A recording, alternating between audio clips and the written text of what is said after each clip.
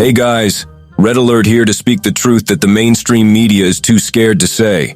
Folks, we knew this day was gonna come since Biden limped onto the stage and the progressives cheered at their expected utopia. Well, here it is. Veterans being thrown out of shelters to unroll the red carpet for illegal immigrants. The county executive says homeless veterans were pushed out of hotel housing early to make way. The 20 veterans that were displaced, that is really sends a bad message. Up to 7,500 people pouring into the country every day determined to take advantage of the American welfare system. Hordes of shelter seekers paralyzing New York by camping outside iconic hotels and demanding free shelter. All the while, American families are struggling with rising rents. Today, New York looks like an apocalyptic hellscape, thanks to its occupied storefronts and sidewalks.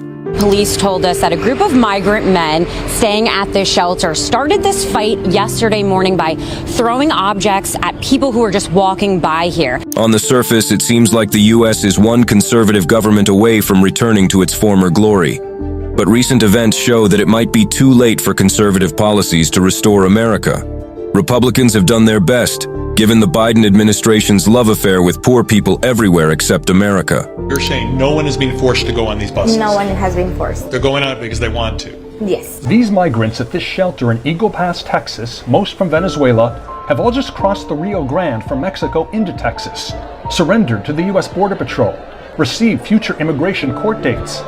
They want to go in these buses. Valeria Wheeler is the executive director of Mission Border Hope, a nonprofit organization. As Biden's policies attracted record 7,500 asylum seekers every day, Texas Governor Abbott started a program to bus migrants to Democrat-run cities like New York. DeSantis has also sent migrants from Massachusetts to California.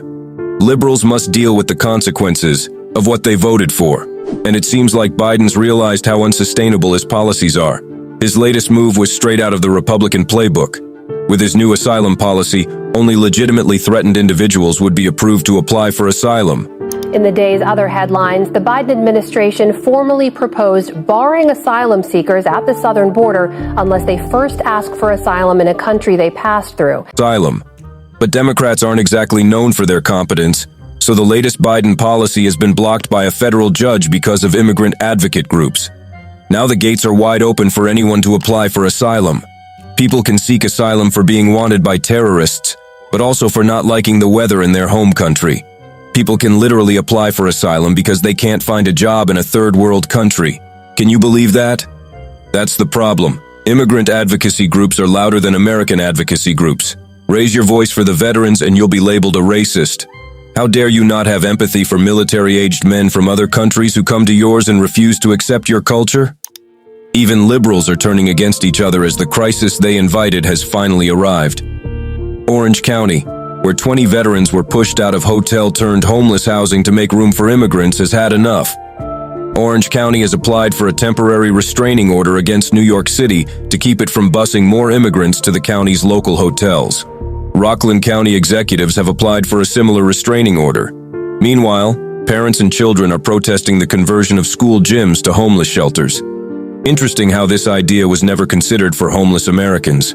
But let's keep piling up more immigrants. The mainstream media celebrates the illegal immigration rate, quote-unquote, dropping to 30,000 per day, which is much higher than what it was in 2020. In the meantime, this is what Americans have to get used to. So your home is no longer safe because the people who get their income from your taxes are constantly inviting and protecting more people to live off of your taxes, while they bid for your jobs and refuse to accept your culture. It's like, you don't feel safe now. Like, it's crazy. I could be honest, I feel more safe here in Juarez than El Paso because a lot of immigrants are just coming in. Like, we don't know, like it's crazy at this point.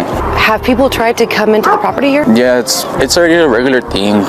We're getting used to it, but it's like, it's getting out of control. Like, a lot of people try to get in the backyard, inside their house, in front, and yeah, we could imagine how other neighbors are living too.